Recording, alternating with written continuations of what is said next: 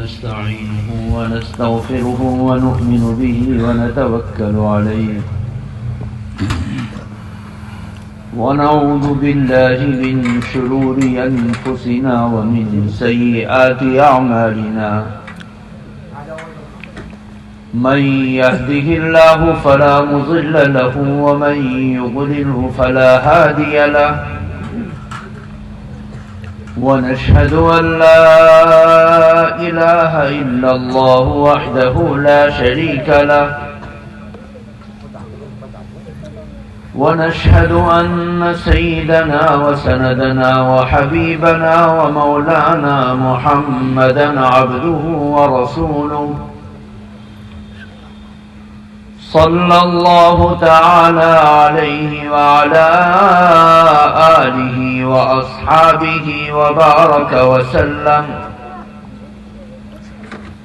أما بعد فأعوذ بالله من الشيطان الرجيم بسم الله الرحمن الرحيم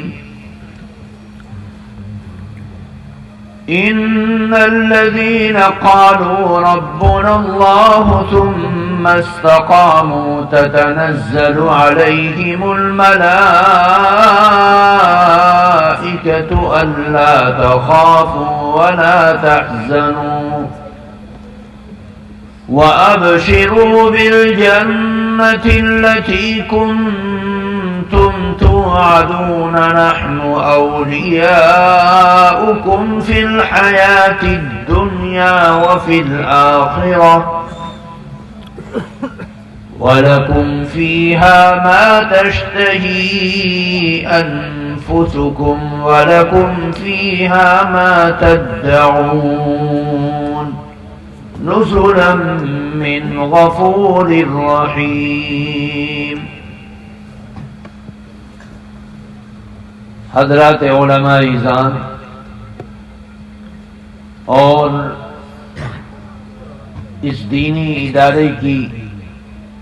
دعوت پر محبت عقیدت احترام کے ساتھ جمع ہونے والے نوجوان بزرگ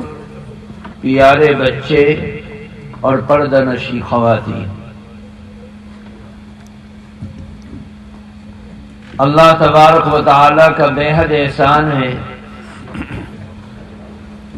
کہ پروردگار عالم نے بہترین مقصد اور نیت کے ساتھ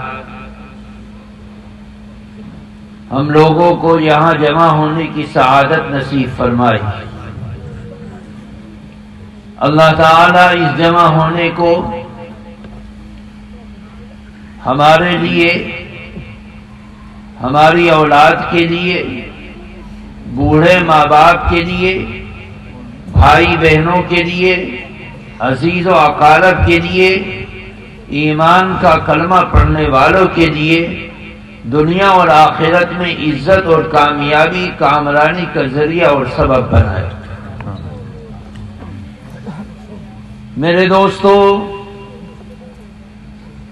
ایک لمبے عرصے کے بعد آپ حضرات کھلے میں آزمائشوں، مصیبتوں، پریشانیوں اور خدا کی طرف سے ایک عذاب کو سننے کے بعد کھلے میں بیٹھ کر دین کی باتیں کچھ سن رہے ہیں، بولنے والا بول رہا ہے، یہ یقینی ہے کہ انسانوں پر جو بھی مصیبت آتی ہے یا بیماری آتی ہے یا آزمائش آتی ہے تو مسلمان کا ایمان ہے کہ اللہ کی طرف سے آتی ہے۔ اللہ تعالی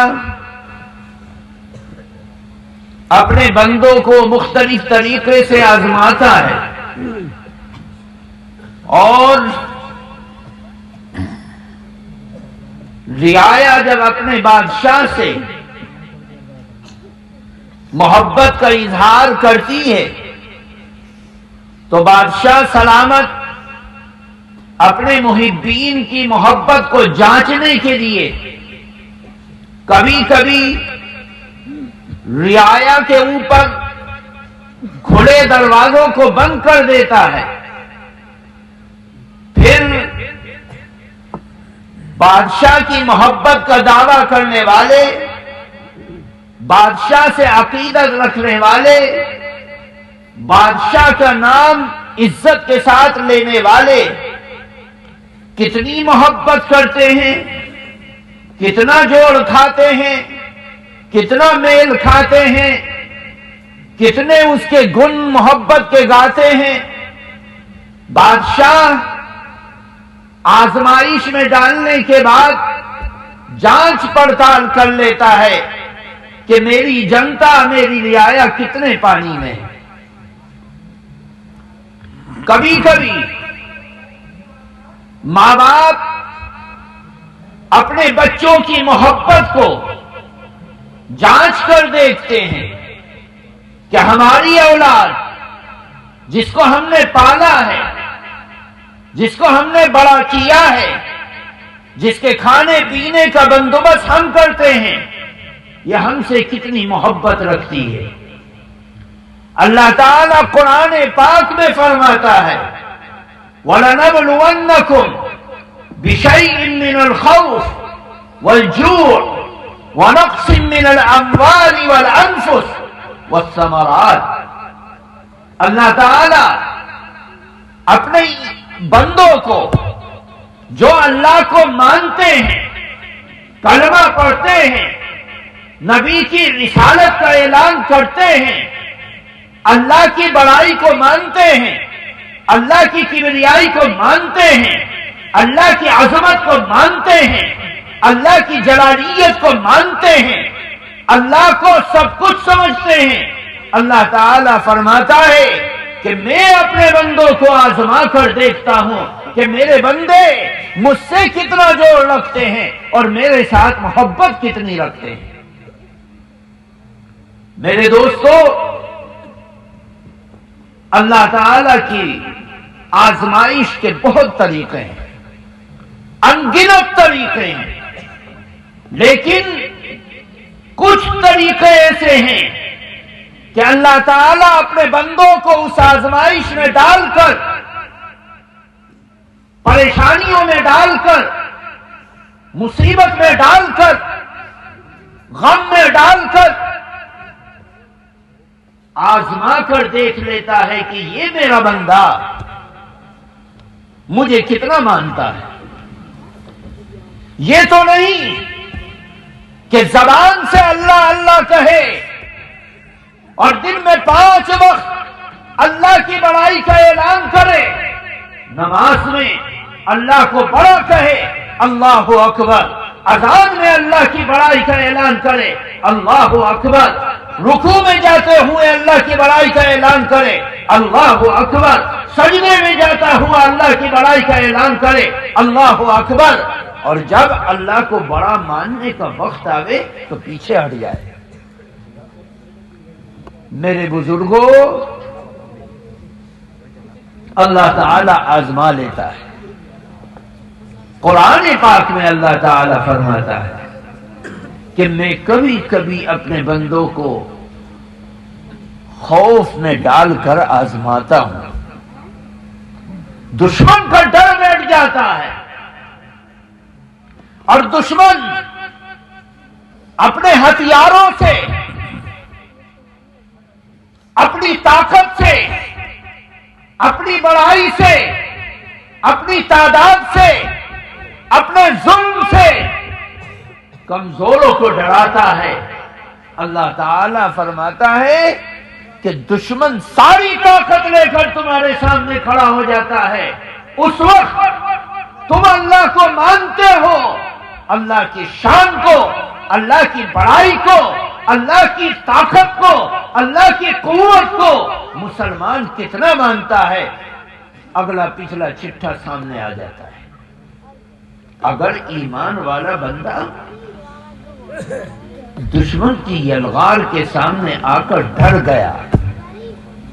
کانپ گیا، قدم پیچھے ہٹ گئے، اسلام کے دامن کو چھوڑ دیا، کلمے کے ساتھ کو چھوڑ دیا، اللہ کی بڑائی سے منہ موڑ لیا، تو پھر اللہ تعالی فرما دیتا ہے کہ یہ میرا بندہ میری آزمائش اور امتحان میں ناکام ہو گیا۔ کیوں؟ اس لیے کہ تمام طاقتوں میں سب سے بڑی طاقت کلمہ پڑھنے والے کے ساتھ ہے۔ جہاں ساری طاقتیں فیل ہو جاتی ہیں، اللہ کی طاقت، اللہ کی محبت، اللہ کی عظمت وہاں سر چڑھ کر بولتی ہے کہ تمہاری تدبیریں، تمہاری طاقتیں، تمہاری عقل، تمہاری دانشمندی سب فیل ہو گئی۔ اب اللہ کی طاقت کو اپنی نگاہوں سے دیکھو،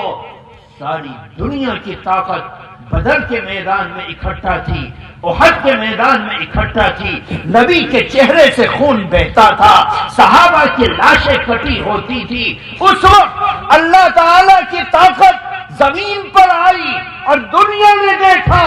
کہ اللہ کی طاقت سر چڑھ کر بولی، اور اسلام سمندر پار کر کر کے دنیا کے کونے کونے تک نبی کے دیوانوں کا پیغام، کلمے والا پیغام پہنچ کر رہا۔ وہ لوگ جو اللہ کی بغاوت کا اعلان کرتے تھے، جنہوں نے کہا تھا نبوت کو منٹوں میں ختم کر دیں گے، جنہوں نے کہا تھا رسالت کو منٹوں میں ختم کر دیں گے، جنہوں نے کہا تھا قرآن کو پھاڑ کر رکھ دیں گے، قرآن کو جلا کر رکھ دیں گے، قرآن کے ماننے والوں کو مٹا دیں گے، اسلام کو ختم کر دیں گے، کلمے کو کھرچ دیں گے، اور ساری دنیا سے ایک اسلام نام کا بچہ بھی نہیں رہے گا۔ اس وقت اللہ تعالی نے اسلام کی عظمت کی ایک چنگاری کو دہکایا، اور وہ چنگاری ایسی اٹھی کہ قیامت تک اللہ تعالیٰ اس چنگاری کو آگ بنا کر رکھے گا۔ جن لوگوں نے ظلم کیا تھا ان کا نام و نشان اس کائنات سے مٹ چکا ہے۔ لاؤ بتلاؤ، ساری کائنات میں کوئی ابو جہل نام کا ایک کتا تو دکھلا دو جس نے نبی کی گردن پر سجدے کی حالت میں نبی کے جسم مبارک پر اونٹ کی نجاست ڈالی، اس نام کا کتا دکھلا دو۔ ابو لہب نام کا کتا دکھلا دو، عتبہ نام کا کتا دکھلا دو، شیبہ نام کا کتا دکھلا دو۔ ہاں، ایک غلام بلال نام کے لاکھوں ہیں، ہاں ایک غلام زید بن حارثہ نام کے لاکھوں ہیں، ہاں ایک غلام تھا، قرآن میں کسی صحابی کا نام نہیں، ایک زید کا نام صرف اللہ نے قرآن میں رکھا، وہ غلام تھا، اس کے نام کو اتنا عروج دیا، اتنی بلندی دی کہ ساری کائنات میں کسی مسلمان کے نام کو اللہ نے قرآن میں منتخب کر کے نہیں رکھا، صرف اور صرف ایک صحابی جس کی گردن میں غلامی کا طوق تھا، اللہ نے اس کے نام کو قیامت تک نہیں، قیامت کے بعد تک قرآن میں ثابت رکھا۔ اللہ اکبر، بے شک۔ یہ عزت ملی ان لوگوں کو جو اللہ کے امتحان میں کامیاب ہو گئے، جنہوں نے دنیا نے ڈرایا کہ اللہ کے دشمن آ گئے، خندق کے میدان میں منافق مسلمانوں کی جماعت میں گھس گئے، اور گھسنے کے بعد ڈرانے لگے، الذین قال لهم الناس ان الناس قد جمعوا لكم فاخشوهم۔ منافق مسلمانوں میں گھس گئے، کہنے لگے چاروں طرف سے مدینے کو گھیر لیا گیا، اے مدینہ کے ایمان کے کلمے پر ڈٹنے والوں، کب تک اس محمد کے ساتھ رہو گے؟ یہ محمد تمہیں ہلاک کروا دیں گے، یہ تمہارے نام و نشان کو مٹوا دیں گے، آؤ سودا کر لو، اپنے ہتھیار کو ڈال دو، دنیا کی طاقتیں، دنیا کے ہتھیار تمہیں تباہ و برباد کرنے کے لیے جمع ہو گئے، اب تو ڈر جاؤ۔ اللہ کا قرآن کہتا ہے کہ وہ نبی کے مستانے، نبی کے پروانے، نبی کے دیوانے، نبی کے دلارے، نبی کے جاباز، نبی کے سپاہی، نبی کے محبت کرنے والے، نبی کے جانثار آگے بڑھ کر کہتے تھے لا الذین قال لهم الناس فاخشوهم فزادهم ایمانا۔ اللہ کا قرآن کہتا ہے جب جب منافق ان کو ڈراتے تھے ان کا ایمان کھدے مارتا تھا، ان کا ایمان بڑھ جاتا تھا، ان کا ایمان کھڑا ہو جاتا تھا، ان کا ایمان جوش میں آ جاتا تھا، اور ان کی زبان پر ہوتا تھا وقالوا حسبنا اللہ ونعم الوکیل، اللہ ہمیں کافی ہے، اللہ ہی بہترین مددگار ہے۔ یہ ہے خوف میں ڈال کر اللہ آزماتا ہے اپنے ایمانی بندوں کو، جو اس میں کامیاب ہو گیا وہ کامیاب ہو گیا، اور جو ناکام ہو گیا ناکام ہو گیا۔ ساری دنیا کہتی رہے کہ ایمان پر چلو گے، نماز پر چلو گے، نبی کی شکل پر چلو گے، نبی کے لباس پر چلو گے، نبی کے انداز پر چلو گے تو تمہاری نام و نشان کو مٹا دیا جائے گا، لیکن ساری دنیا کہتی ہے ہم اس کو جھوٹ کہتے ہیں، جھوٹ سمجھتے ہیں، جھوٹ یقین کرتے ہیں۔ ساری دنیا سے اسلام کو کھرچ کر نکال دیا جائے، ختم کر دیا جائے، اللہ کے دین کے اوپر ایک رائی کے دانے کے برابر آنچ نہ آ جائے، یہ مسلمان کی زندگی کا مقصد ہے۔ مرنا اب بھی ہے، 40 سال کے بعد بھی مرنا ہے، موت برحق ہے، لیکن یہ موت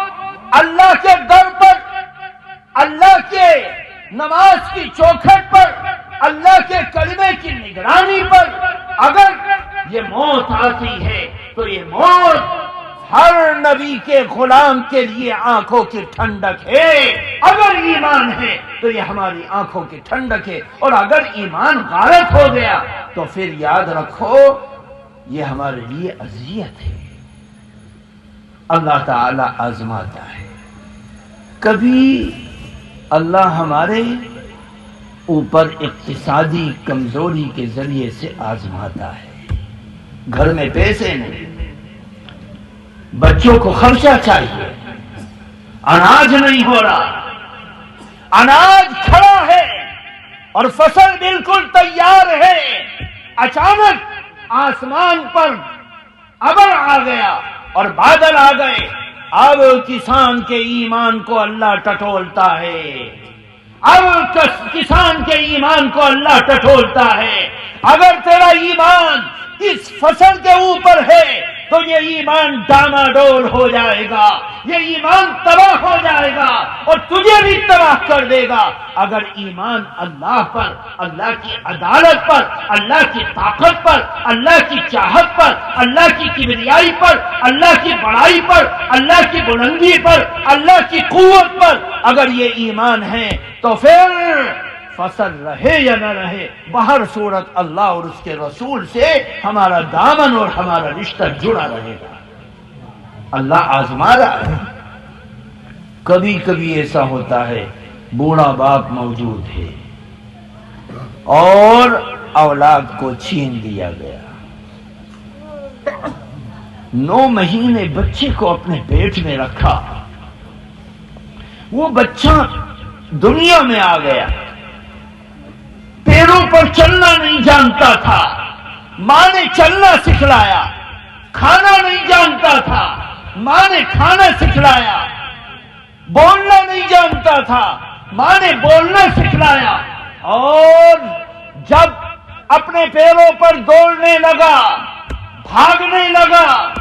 چیخنے لگا، چلانے لگا،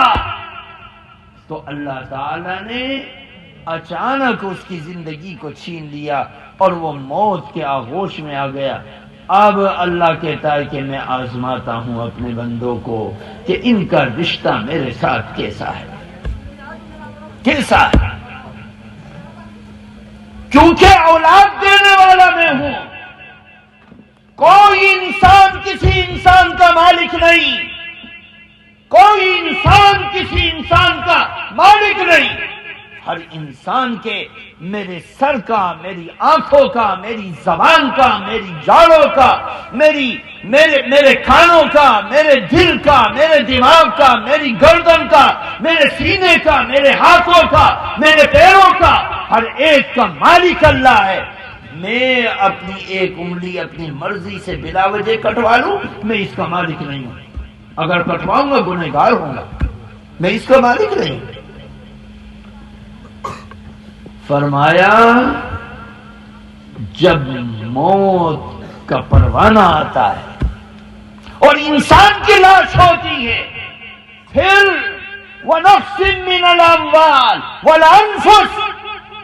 میں تمہیں چھین کر تمہیں موت کے آغوش میں ڈال کر بھی تمہیں آزما کر دیکھتا ہوں کہ تمہارے رشتہ میرے ساتھ کتنا ہے۔ اللہ آزماتا ہے۔ اولاد لینی،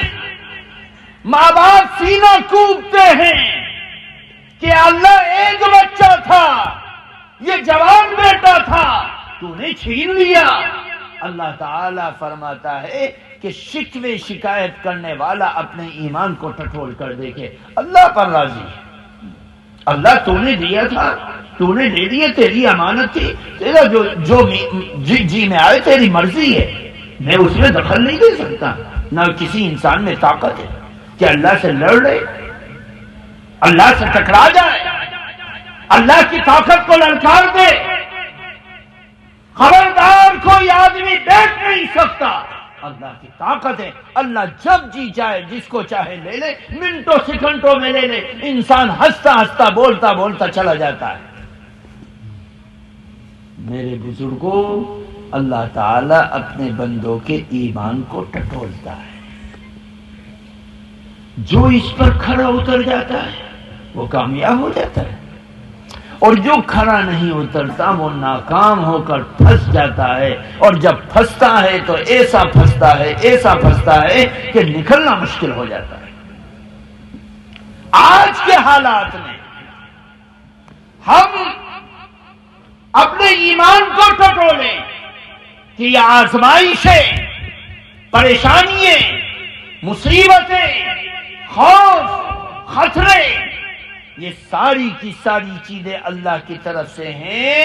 ان کے اوپر صبر کے ساتھ، شکر کے ساتھ رہنا اور استقامت کا پہاڑ بنا رہنا، یہ ایک مسلمان کے ایمان کا فرض ہے۔ میرے بزرگوں، ہم اس آیت کی روشنی میں اس لاک ڈاؤن کے اندر کے حالات کو جانچ لیں۔ ہمیں ہر صورت میں اللہ سے جوڑنا ہے، اور اللہ سے اپنے اللہ کے سامنے اپنے معاملات کو رکھنا ہے۔ دنیا کی کوئی طاقت، کوئی حکومت، کوئی سرکار، کوئی جانباز، کوئی فوج، کوئی مملکت انسانوں کا بھلا نہیں کر سکتی۔ بھلائی اور برائی کا مالک صرف اور صرف اللہ ہے۔ یہ مسلمان کا ایمان ہے،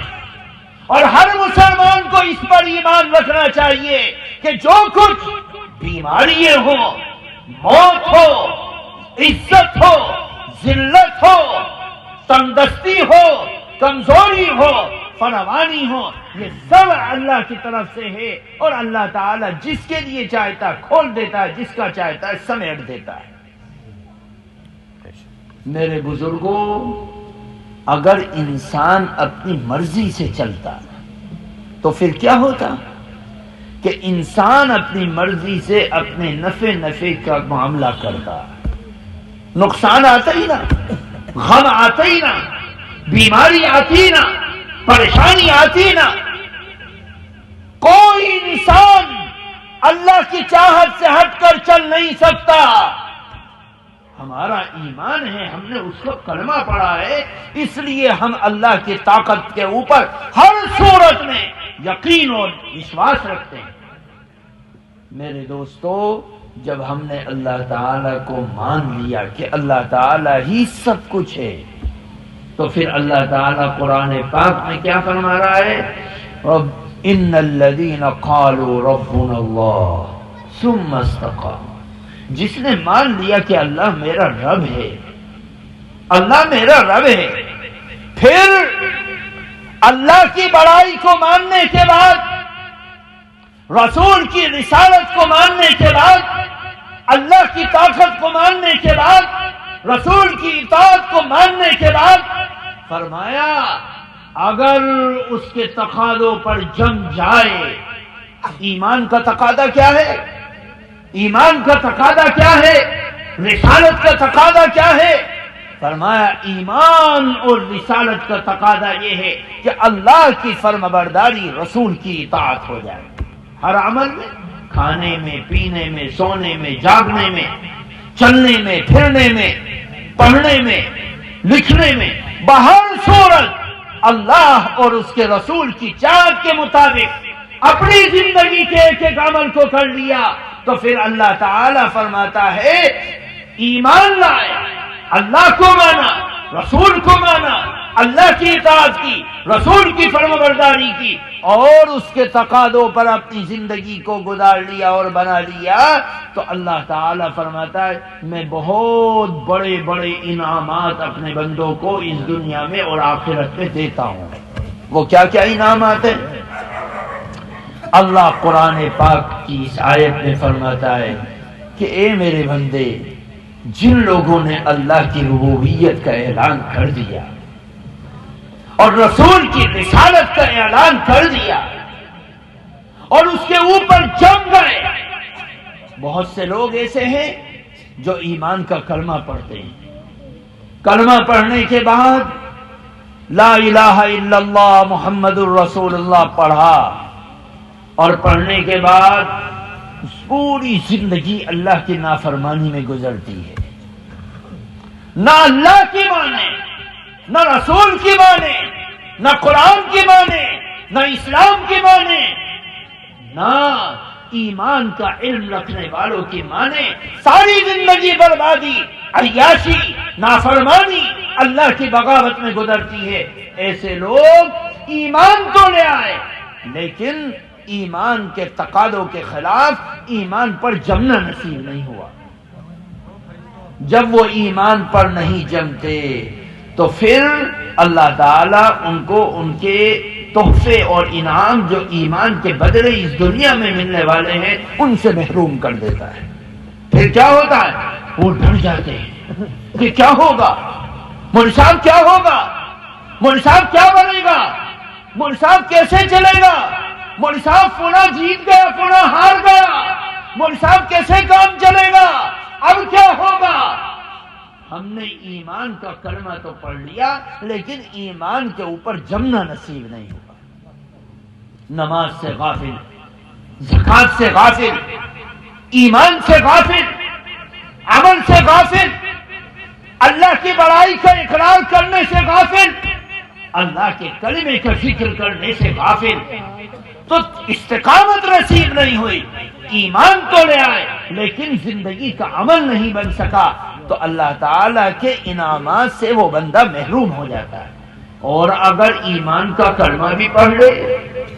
اور اعمال صالحہ سے محبت کرنے والا بھی بن جائے تو پھر اللہ تعالیٰ فرماتا ہے کہ اللہ تعالیٰ فرشتے نازل کرتا ہے اور وہ فرشتے ایمان والے کے دل میں آتے ہیں، کاندھے پر بیٹھتے ہیں، اس کے سامنے آتے ہیں، اس کے دائیں آتے ہیں، اس کے بائیں آتے ہیں، اس کے دماغ میں آتے ہیں، اور وہ فرشتے آ کر اس ایمان اور اعمال صالحہ کی برکت سے